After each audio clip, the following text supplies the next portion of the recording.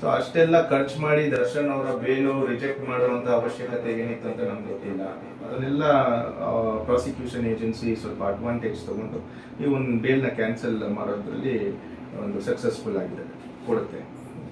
1 ತಿಂಗಳು, 30 ದಿನ, 20 ದಿನ, 15 ದಿನ ಟೈಮ್ ಕೊಡುತ್ತೆ ಸರೆಂಡರ್ ಆಗೋದಕ್ಕೆ. ಬಟ್ ಇಮಿಡಿಯೇಟ್ಲಿ ಸರೆಂಡರ್ ಆಗಿ ಅಂತ ಹೇಳಿದೆ ಅಂತ ಹೇಳಿದ್ರೆ ಅಲ್ಲಿ ಇವ್ರ ಪರವಾದ ಯಾರಾದರೂ ವಕೀಲರು ಅಲ್ಲಿ ನಿಂತ್ಕೊಂಡು ಟೈಮ್ ಕೇಳ್ಬೋದಾಗಿತ್ತು.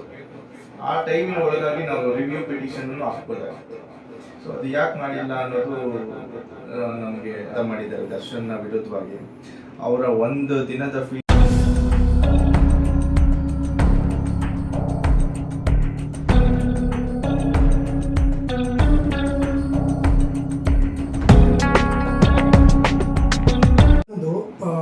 ಅಂದ್ರೆ ಪ್ರಭಾವಿಗಳ ಕೇಸ್ಗಳನ್ನ ಮಾತ್ರ ಸುಪ್ರೀಂ ಕೋರ್ಟ್ಗೆ ತಗೊಂಡು ಹೋಗುತ್ತಾ, ಬೇಲ್ ಆಗಿರೋದು ಅಥವಾ ನಾರ್ಮಲ್ ಆಗಿ ಕಾಮನ್ ಮ್ಯಾನ್ ಅವ್ರದ್ದು ಕೂಡ ತಗೊಂಡು ಹೋಗ್ಬೋದಾ? ಏನಿದೆ ಸರ್? ಇಲ್ಲ, ನಾರ್ಮಲ್ ಮ್ಯಾನ್ದು ತಗೊಂಡು ಹೋಗ್ತಾರೆ. ಬಟ್ ಇವರು ಪ್ರಭಾವಿಗಳಾಗಿರೋದ್ರಿಂದ ಸ್ವಲ್ಪ ಪರ್ಸನಲ್ ಇಂಟ್ರೆಸ್ಟ್ ತಗೊಂಡು ಹೋಗಿದ್ದಾರೆ. ಮತ್ತೆ ಇಲ್ಲಿ ಹೈಕೋರ್ಟ್ ಅಲ್ಲಿ ಬೇಲ್ ಆಲ್ರೆಡಿ ಆಗಿತ್ತು, ಅದನ್ನು ತಿರ್ಗಾ ಸುಪ್ರೀಂ ಕೋರ್ಟ್ಗೆ ತಗೊಂಡೋಗಿ ಅಲ್ಲಿ ವಕೀಲರನ್ನ ಇಟ್ಟು ಪರ್ಸನಲ್ ಇಂಟ್ರೆಸ್ಟ್ ತಗೊಂಡು, ಯಾಕಂದ್ರೆ ಅಲ್ಲಿರೋ ಪ್ರಾಸಿಕ್ಯೂಷನ್ ಏಜೆನ್ಸಿ ಕಡೆಯಿಂದ ಯಾರು ವಕೀಲರು ವಾದ ಮಾಡಿದ್ದಾರೆ ದರ್ಶನ್ನ ವಿರುದ್ಧವಾಗಿ, ಅವರ 1 ದಿನದ ಫೀಸು 8 ರಿಂದ 15 ಲಕ್ಷ ಆಗುತ್ತೆ. 1 ದಿನ ಅವರು ಕೋರ್ಟ್ ಒಳಗಡೆ ಹೋಗಿ ಆಚೆ ಬಂದ್ರೆ. ಸೊ ಅವರು ಮಿನಿಮಮ್ 4 ರಿಂದ 5 ಸತಿ ಅಟ್ಲೀಸ್ಟ್ ಹಿಯರಿಂಗ್ ಹೋಗಿರ್ಬೇಕನ್ಸುತ್ತೆ. ಸೊ ಹಂಗೋದಲ್ಲಿ ಅಲ್ಲೇ ಒಂದು 20 ರಿಂದ 30 ಲಕ್ಷ ಖರ್ಚು ಮಾಡಿರುತ್ತೆ ನಮ್ಮ ಸರ್ಕಾರ.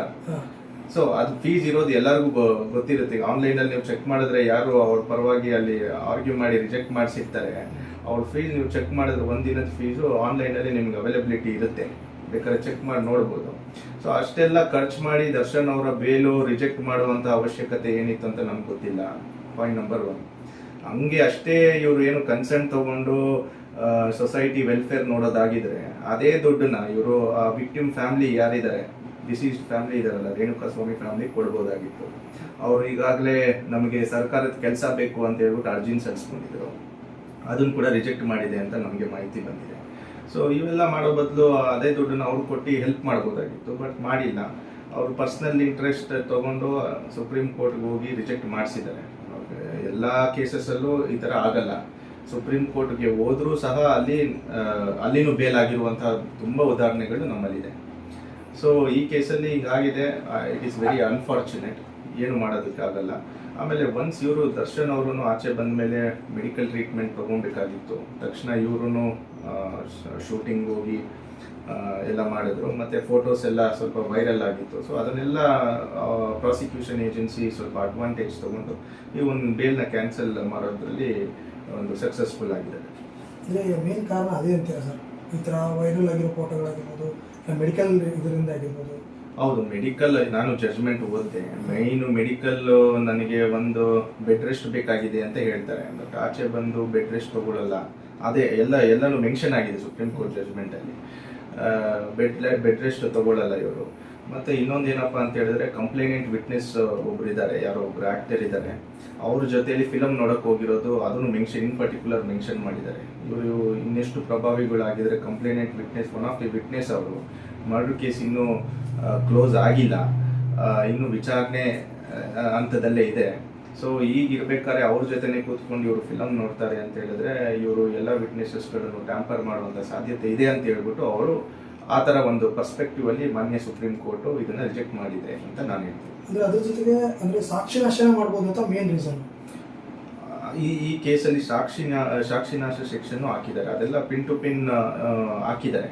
ಸೊ ಇವ್ರು ಫಸ್ಟ್ ಕೊಲೆ ಮಾಡಿದ್ರು, ಅದಾದ ಮೇಲೆ ಒಂದು 3-4 ಜನಕ್ಕೆ ದುಡ್ಡು ಕೊಟ್ಟರು, 30 ಲಕ್ಷನ ಏನೋ, ಅವರೇ ಹೋಗಿ ಸರೆಂಡರ್ ಆಗಿ ಅಂತ ಹೇಳಿದ್ರು. ಅದೆಲ್ಲ ಮೆನ್ಷನ್ ಆಗಿದೆ ಸುಪ್ರೀಂ ಕೋರ್ಟ್ ಅಲ್ಲಿ. ಬಟ್ ಅದನ್ನೆಲ್ಲ ಡಿನೈ ಯಾಕೆ ಮಾಡಿಲ್ಲ ಇವ್ರ ಕಡೆ ವಕೀಲರು ಅನ್ನೋದು ನಮಗೆ ಸರಿಯಾಗಿ ಮಾಹಿತಿ ಇಲ್ಲ. ಅದೆಲ್ಲ ಕ್ಲೀನಾಗಿ ಡಿನೈ ಮಾಡಿ ಇವರು ಡಿಫೆನ್ಸ್ ತಗೊಬೋದಾಗಿತ್ತು. ಮತ್ತೆ ಅವತ್ತಿನ ದಿನ ಆರ್ಡರ್ಸ್ ಯಾವ ದಿನ ರಿಸರ್ವ್ ಆಗಿತ್ತು, ಇವ್ರ ಕಡೆ ವಕೀಲರು ಹೋಗಿ ನಿಂತ್ಕೊಂಡು ಟೈಮ್ ಕೇಳ್ಬೋದಾಗಿತ್ತು. ಫೋರ್ಫಿಟ್ ಅಂತ ಮಾಡಿಬಿಟ್ಟು immediately the accused person shall be arrested ಅಂತ ಮಾಡಿದೆ. ಸೊ ಯೂಶಲಿ ಸುಪ್ರೀಂ ಕೋರ್ಟ್ ಏನು ಮಾಡುತ್ತೆ, ಟೈಮ್ ಕೊಡುತ್ತೆ. 1 ತಿಂಗಳು, 30 ದಿನ, 20 ದಿನ, 15 ದಿನ ಟೈಮ್ ಕೊಡುತ್ತೆ ಸರೆಂಡರ್ ಆಗೋದಕ್ಕೆ. ಬಟ್ ಇಮಿಡಿಯೇಟ್ಲಿ ಸರೆಂಡರ್ ಆಗಿ ಅಂತ ಹೇಳಿದೆ ಅಂತ ಹೇಳಿದ್ರೆ ಅಲ್ಲಿ ಇವ್ರ ಪರವಾದ ಯಾರಾದರೂ ವಕೀಲರು ಅಲ್ಲಿ ನಿಂತ್ಕೊಂಡು ಟೈಮ್ ಕೇಳ್ಬೋದಾಗಿತ್ತು. ಆ ಟೈಮಿನ ಒಳಗಾಗಿ ನಾವು ರಿವ್ಯೂ ಪಿಟಿಷನ್ ಹಾಕ್ಬೋದಾಗಿತ್ತು. ಸೊ ಅದು ಯಾಕೆ ಮಾಡಿಲ್ಲ ಅನ್ನೋದು ನಮಗೆ ಮಾಹಿತಿ ಇಲ್ಲ, ನೋಡಬೇಕು ಏನು. ಸರ್, ಈಗ ಇನ್ನೊಂದು ಏನು ಅಂದ್ರೆ, ಈಗ ಅಕಸ್ಮಾತ್ ಸಾಕ್ಷಿದಾರರು ಯಾರು ಇರ್ತಾರೆ, ಅವರು ಬಂದು ಸಾಕ್ಷಿ ಏನಾದ್ರು ಹೇಳಿಬಿಟ್ರೆ ಇವರಿಗೆ ಬೇಲ್ ಆಗೋ ಸಾಧ್ಯತೆಗಳು ಜಾಸ್ತಿ ಇದೆ. ಅಂದ್ರೆ ಅಲ್ಲ, ಈಗ ನೆಕ್ಸ್ಟ್ ಚಾರ್ಜ್ ಆದ್ಮೇಲೆ ಸಾಕ್ಷಿಗಳು ಬರ್ತಾರೆ, ಬಂದಾದ ಮೇಲೆ ಮೆಟೀರಿಯಲ್ ವಿಟ್ನೆಸ್ ಅಂತ ಕರೀತಾರೆ. ಇಂಪಾರ್ಟೆಂಟ್ ವಿಟ್ನೆಸಸ್ ಏನಿದೆ ಅದು ಮಾತ್ರ ಎಕ್ಸಾಮಿನ್ ಮಾಡಬೇಕು ಅಂತ ಹೇಳ್ತಾರೆ.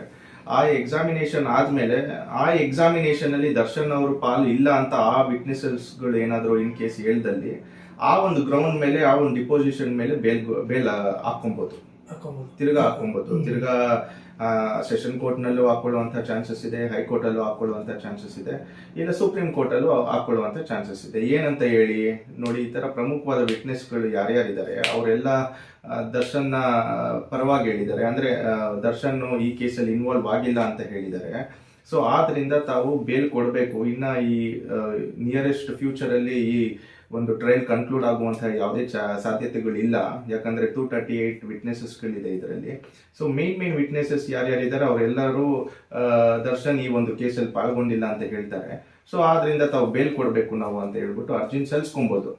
ಅದು ಎಷ್ಟು ಸತಿ ಬೇಕಾದ್ರೂ ಸಲ್ಲಿಸ್ಕೊಬಹುದು, ಯಾವ ಕೋರ್ಟಲ್ಲಿ ಬೇಕಾದ್ರೂ ಸಲ್ಲಿಸ್ಕೊಬಹುದು. ಬಟ್ ನನ್ನ ಪ್ರಕಾರ ಸುಪ್ರೀಂ ಕೋರ್ಟಲ್ಲಿ ಈಗ ರಿಜೆಕ್ಟ್ ಆಗಿರೋದ್ರಿಂದ ಈ ಕೆಳಗಡೆ ಕೋರ್ಟ್ಗಳಲ್ಲಿ ಯಾವುದೇ ಕೋರ್ಟ್ಗಳಲ್ಲಿ ಹಾಕಾದ್ರೇನು ಕೂಡ ಅವರು ಎಂಟರ್ಟೈನ್ ಮಾಡುವಂತಹ ಸಾಧ್ಯತೆ ಬಾರಿ ಕಮ್ಮಿ ಇರುತ್ತೆ. ಸೆಷನ್ ಕೋರ್ಟಲ್ಲಿ ಆಗಲಿ, ಹೈಕೋರ್ಟ್ ಅಲ್ಲಿ ಆಗಲಿ, they will ask us to move to supreme court only. ತಿರ್ಗಾ ಅಲ್ಲೇ ಹೋಗ್ಬಿಟ್ಟು ನೀವು ಬೇಲ್ ಅರ್ಜಿನ ಸಲ್ಲಿಸಿ ಅಂತ ಹೇಳ್ತಾರೆ. ಸೊ ಆದ್ರಿಂದ ಇವರು ತಿರ್ಗಾ ಸುಪ್ರೀಂ ಕೋರ್ಟ್ ಅಲ್ಲೇ ಹಾಕೋದ್ರಿಂದ, ಪ್ರಮುಖವಾದ ಸಾಕ್ಷಿಗಳು ವಿಚಾರಣೆ ಆದ್ಮೇಲೆ ಸುಪ್ರೀಂ ಕೋರ್ಟ್ ಅಲ್ಲೇನೆ ಬೇಲ್ ಅರ್ಜಿ ಹಾಕೋದ್ರಿಂದ ಇವರು ಒಂದು ಸಕ್ಸಸ್ ಅನ್ನ ಕಾಣ್ಬೋದು. ಸರ್, ಅದ್ರ ಜೊತೆಗೆ ಇನ್ನೊಂದೇನಂದ್ರೆ, ಇದು 1 ವರ್ಷ 2 ವರ್ಷ ಹೋಗುತ್ತೆ ಅಂತ ನೀವೇ ಹೇಳಿದ್ರ ನೋಡಿ. ಅಕಸ್ಮಾತ್ ಏನಾದ್ರು ಪ್ರೂವ್ ಆಯ್ತು ಅಂದ್ರೆ, ಇವಾಗ ಏನ್ ಜಡ್ಜ್ಮೆಂಟ್ ಕೊಡ್ತಾರೆ, ಅಥವಾ 7 ವರ್ಷ ಆಗಿರ್ಬೋದು, 12 ವರ್ಷ ಆಗಿರ್ಬೋದು, ಏನ್ ಕೊಟ್ರೆ ಅದರಲ್ಲಿ ಈಗಿರೋ ಟೈಮ್ ಅನ್ನ ಮೈನಸ್ ಮಾಡ್ತಾರೆ ಹೇಳಿ ಸರ್. ಹೌದೌದು. ಈ ಮೈನಸ್ ಅಂತ ಹೇಳಿದ್ರೆ ಈ ಕೇಸಲ್ಲಿ ಲೈಫ್ ಟೈಮ್ ಇಂಪ್ರಿಸನ್ಮೆಂಟ್ ಇದೆ, ಮತ್ತೆ ಹ್ಯಾಂಗ್ ಟು ಡೆತ್ ಅಂತ ಇದೆ, ನೇಣಿಗೆ ಹಾಕೋ ಪ್ರಾವಿಷನ್ ಇದೆ ಈ ಕೇಸಲ್ಲಿ. 302 ಕೇಸ್ ಆಗಿರೋದ್ರಿಂದ ಲೈಫ್ ಟೈಮ್ ಅಲ್ಲೇ ಇರಬೇಕು ಅಂತ ಹೇಳುತ್ತೆ. ಸೊ ಅದಕ್ಕೆ ಲಿಮಿಟೇಷನ್ ಇಲ್ಲ. ಸೊ ನಿಮ್ ಡೌಟ್ ಕ್ಲಿಯರ್ ಆಯ್ತು ಅನ್ಕೊಂಡು, ಲಿಮಿಟೇಷನ್ ಇಲ್ಲ, ಅದಕ್ಕೆ ಲೈಫ್ ಟೈಮ್ ಅಲ್ಲೇ ಇರ್ಬೇಕಂತ ಹೇಳುತ್ತೆ. ಅಥವಾ ಇಂತಿಷ್ಟು ಪೀರಿಯಡ್ ಕಾಲ, ಒಂದು 12 ವರ್ಷನೋ 15 ವರ್ಷನೋ ಇರ್ಬೇಕು. ಅದು that is left to discretionary power of the judge, trial judge. ಅದೇನ್ ಕೊಡ್ತಾರೋ ಅದಕ್ಕೆ ನೆಕ್ಸ್ಟ್ ಅಪೀಲ್ ಪ್ರಾವಿಷನ್ಗಳು ಇರುತ್ತೆ. ಇಲ್ಲಿ ದರ್ಶನ್ ಕಡೆ ಇನ್ ಕೇಸ್ ಆದ್ರೂ ಸಹ ತಿರ್ಗಾ ಅಪೀಲ್ ಹೋಗುವಂತ ಸಾಧ್ಯತೆ ಇರುತ್ತೆ ಹೈಕೋರ್ಟ್ಗೆ, ಹೈಕೋರ್ಟ್ ಇಂದ ತಿರ್ಗಾ ಸುಪ್ರೀಂ ಕೋರ್ಟ್ಗೆ ಹೋಗುವಂತ ಸಾಧ್ಯತೆ ಇರುತ್ತೆ. ಸೊ ಆದ್ರಿಂದ ಈ ಒಂದು ವಿಚಾರಣೆ ಏನ್ ನಡೀತಾ ಇದೆ ಈ ಸ್ಟೇಜ್ ಅಲ್ಲಿ ತುಂಬಾ ನಾವು ಗಮನ ಇಟ್ಟು ಕ್ರಾಸ್ ಎಕ್ಸಾಮಿನೇಷನ್ ಮಾಡಬೇಕಾಗುತ್ತೆ. ಈ ಕೇಸು ಮುಂದಿನ ದಿನಗಳಲ್ಲಿ ಯಾವುದೇ ಕೋರ್ಟ್ ಹೋದ್ರೂ ಸಹ ಆಪೋಸಿಟ್ ಪಾರ್ಟೀಸ್ ನಾವು ಅಲ್ಲಿ ಗೆಲ್ಲೋ ಒಂದು ಇದರಲ್ಲಿ ನಾವು ಕ್ರಾಸ್ ಎಕ್ಸಾಮಿನೇಷನ್ ಮಾಡಿರ್ಬೇಕು, ತುಂಬಾ ಸ್ಟ್ರಾಂಗ್ ಆಗಿ ಮಾಡಿರ್ಬೇಕು. ಇಲ್ಲ ಅಂತ ಹೇಳಿದ್ರೆ ಕಷ್ಟ ಆಗುತ್ತೆ. ಓಕೆ ಸರ್, ಇಷ್ಟೊತ್ತು ನಮಗೆ ಕಾನೂನಿನ ಮಾಹಿತಿಗಳು ದರ್ಶನ್ ಅವ್ರ ಕೇಸಲ್ಲಿ ಏನೇನಾಗುತ್ತೆ ಅಂತ ಎಲ್ಲ ತಿಳಿಸ್ಕೊಟ್ರೆ ಧನ್ಯವಾದ ನಿಮಗೆ. ಸ್ನೇಹಿತರೆ, ನೋಡಿದ್ರಲ್ಲ ಇಷ್ಟೊತ್ತು ಮಾಹಿತಿ. ಮತ್ತೇನಾದ್ರು ಅಪ್ಡೇಟ್ ಬಂದರೆ ನಿಮಗೆ ತಿಳಿಸ್ಕೊಡ್ತೀವಿ. ನಮಸ್ಕಾರ.